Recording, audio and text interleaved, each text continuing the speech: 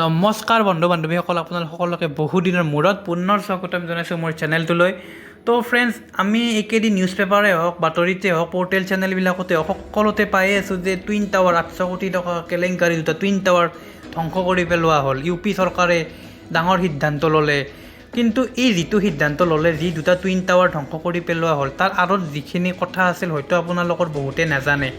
গতিকে আজি এই ভিডিঅ'টোৰ জৰিয়তে আমি সেই টুইন টাৱাৰৰ আঁৰত যিখিনি কথা আছে, আৰম্ভণি ক'ৰ পৰা হ'ল, কি হ'ল, সেইখিনি কথা অলপ ডিছকাশ্যন কৰিবলৈ ট্ৰাই কৰিছোঁ। তো বলক আমি বেছি পলম নকৰি ভিডিঅ'টো আৰম্ভ কৰোঁ। গতিকে এই সম্পূৰ্ণ ঘটনাটোৰ আৰম্ভণি হয় আজিৰ পৰা প্ৰায় 17 বছৰ আগত, অৰ্থাৎ 2005 চনত, যেতিয়া নয়ডা চহৰৰ এটি কনষ্ট্ৰাকশ্যন কোম্পানী, যাৰ নাম হৈছে ছুপাৰটেক লিমিটেড, তেওঁলোকে MRL কোৰ্ট নামেৰে এটি ৰেচিডেঞ্চিয়েল প্ৰজেক্ট নিৰ্মাণ কৰাৰ সিদ্ধান্ত লয়। তেওঁলোকে এই প্ৰজেক্টটো নয়ডা আৰু গ্ৰেটাৰ নয়ডাৰ সংলগ্ন যিটো এক্সপ্ৰেছৱে, তাৰে দাঁতিকাষতে নিৰ্মাণ কৰাৰ সিদ্ধান্ত লয়। পোনপ্ৰথমতে তেওঁলোকে এটা বিজ্ঞাপন দিলে, য'ত নেকি তেওঁলোকে উল্লেখ কৰিলে যে তেওঁলোকে প্ৰথমতে 14টা টাৱাৰ বনাব, ফ্লেট বনাব, আৰু প্ৰত্যেকটা ফ্লেটত 9টাকৈ ফ্ল'ৰ থাকিব। আৰু এটা ৰেচিডেঞ্চিয়েল কমপ্লেক্সত যিখিনি সা সুবিধা থাকিব লাগে, যেনে ধৰক এখন ডাঙৰ পাৰ্ক, সেউজীয়া পাৰ্ক বা জিম, ছুইমিং পুল, গোটেইখিনি থাকিব বুলি এটি ভাল বিজ্ঞাপন প্ৰস্তুত কৰিলে। আৰু মানুহবিলাকেও এই যিখন পাৰ্ক বা গ্ৰীনাৰী দিম বুলি তেওঁলোকে প্ৰতিশ্ৰুতি দিলে, বা যিখিনি ব্যৱস্থা সা সুবিধা দিম বুলি প্ৰতিশ্ৰুতি দিলে, সেইসমূহ চাই পেলাই, বিজ্ঞাপনটো চাই পেলাই তেওঁলোকে এই ফ্লেটৰ বুকিং আৰম্ভ কৰি দিলে। এতিয়া সমস্যাটো ক'ত সৃষ্টি হ'ল? সমস্যাটো সৃষ্টি হ'ল 2012 চনত, যেতিয়া কোম্পানীটোৱে নিজৰ গ্ৰাহকসকলৰ লগত কনচাল্ট নকৰাকৈ নিজাববীয়াকৈ এটা সিদ্ধান্ত ল'লে যে তেওঁলোকে যি 14টা বিল্ডিং বনাম বুলি কৈছিল, তাৰ ঠাইত তেওঁলোকে 15টা বিল্ডিং বনাব, আৰু প্ৰত্যেকটা বিল্ডিং 9 মহলীয়াৰ ঠাইত 11 মহলীয়া হ'ব। আৰু তেওঁলোকে বিজ্ঞাপনত যি উল্লেখ কৰিছিল যে তেওঁলোকে এখন সেউজীয়া পাৰ্ক এখন দিব ৰেচিডেঞ্চিয়েল কমপ্লেক্সটোত, তাৰ সেই পাৰ্কখিনিৰ ঠাইতে তেওঁলোকে এই দুটা নতুন টাৱাৰ বনাব, যি দুটা টাৱাৰৰ একোটা টাৱাৰত 40টাকৈ ফ্ল'ৰ থাকিব। আৰু এই যি দুটা টাৱাৰ নিৰ্মাণ কৰাৰ কথা ডিচাইড কৰা হ'ল, এই দুটা টাৱাৰেই হৈছে এই গোটেই সম্পূৰ্ণ সমস্যাৰ মূল কাৰণ।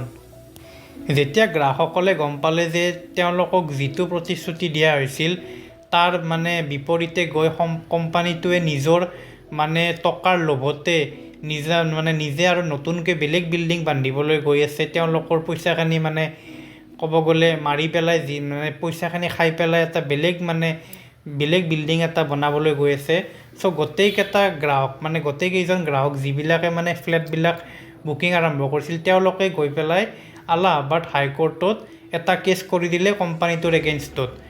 আৰু পিছত কোৰ্টেও বিভিন্ন ৰায়দান দিয়াৰ পিছত শেষত সিদ্ধান্ত যিটো শেষত নিৰ্দেশ দিলে, সেই শেষৰ নিৰ্দেশটোত গ্ৰাহকসকলৰ পক্ষতে দিয়া হ'ল, আৰু কোৱা হ'ল যে এই কোম্পানীটোৱে গ্ৰাহকসকলৰ লগত যিটো অন্যায় কৰিছে, তাৰ ফলস্বৰূপে গ্ৰাহকসকলক কম্পেনচেশ্যন দিব লাগে, আৰু যি দুটা টাৱাৰ নিৰ্মাণ কৰিছে সেই টাৱাৰ দুটা ধ্বংস কৰি দিব লাগে।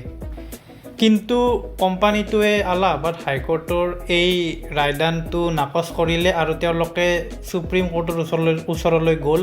তাতেও আৰু পুনৰ কেছ চলিল, কিন্তু সেই ছুপ্ৰিম কোৰ্টতো কেছটো গৈ গ্ৰাহকসকলৰ পক্ষতে পৰিল। আৰু 2021 চনত ছুপ্ৰিম কোৰ্টেও নিজৰ ৰায়দানত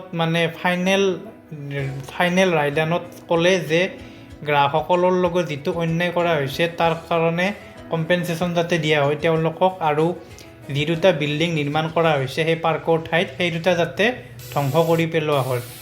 ইতিমধ্যে কেছটো বহুত সময় চলিছিলে, তথাপি কোম্পানীটোৱে এতিয়ালৈকে হাৰ মনা নাছিল। তেওঁলোকে পুনৰ ছুপ্ৰিম কোৰ্টক নিজৰ ৰায়দানটোৰ ওপৰতে এবাৰ বিবেচনা কৰিবলৈ ক'লে।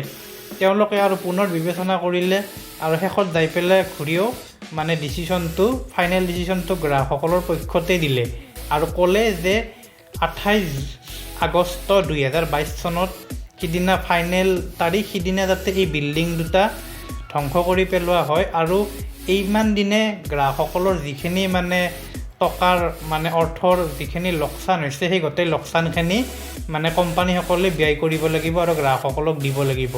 আৰু তাৰ ফলস্বৰূপে আমি দেখিলোঁ যে 28 তাৰিখে আগষ্টৰ এই বিল্ডিং দুটা ধ্বংস কৰি পেলোৱা হ'ল।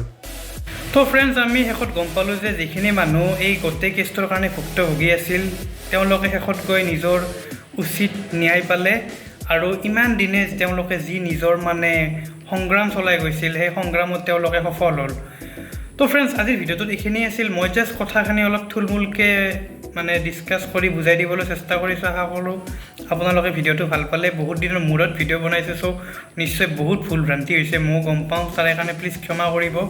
আৰু যিহেতুকে চেনেলটো পুনৰ মানে নতুনকৈ ষ্টাৰ্ট কৰিম বুলি ভাবিছোঁ, আশা কৰোঁ আপোনালোকে তাতে সহযোগিতা সঁহাৰি জনাব। তো ফ্ৰেণ্ডছ, আজিৰ ভিডিঅ'টোত এইখিনি আছিল। আশা কৰোঁ ভিডিঅ'টো ভাল পালে আৰু কেনেকুৱা পালে আজি ভিডিঅ'টো কমেণ্ট বক্সত নিশ্চয় জনাব। আৰু যদি আজি প্ৰথম চাই আছে তেতিয়াহ'লে মোৰ চেনেলটো ছাবস্ক্ৰাইব কৰিবলৈ নাপাহৰিব। তো ফ্ৰেণ্ডছ, আজিলৈ এইখিনিতে এৰিছোঁ। নেক্সট ভিডিঅ'ত লগ পাম। ধন্যবাদ।